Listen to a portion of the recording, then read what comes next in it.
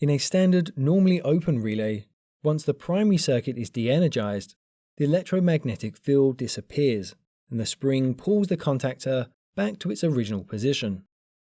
But sometimes we want the secondary circuit to remain live after the primary circuit is reopened. For that, we can use a latching relay. For example, when we press the call button on an elevator, we want the light on the button to remain on, so that the user knows the elevator is coming. So we can use latching relays to do this. There are many different designs for this type of relay, but in this very simplified example, we had 3 separated circuits and a piston which sits between them. The first circuit is the call button, the second is the lamp, and the third is the reset circuit. When the call button is pressed, it completes the circuit and powers the electromagnet. This pulls the piston and completes the circuit to turn the lamp on. A signal is also sent to the elevator controller to send the elevator down. The button is released.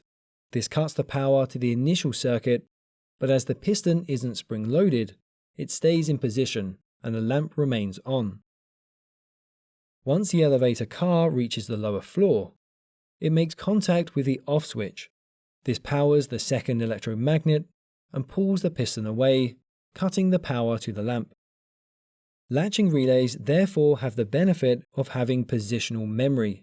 Once activated, they will remain in their last position without the need for any further input or current.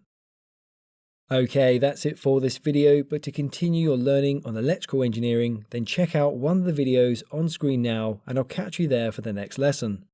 Don't forget to follow us on Facebook, LinkedIn, Instagram, Twitter, as well as theengineeringmindset.com.